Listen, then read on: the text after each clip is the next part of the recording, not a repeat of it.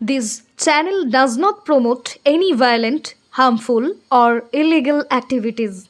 All content provided by this channel is meant for an educational purpose only.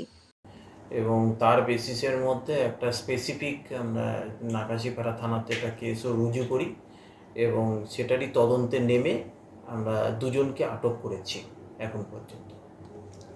মোটিভটা কি?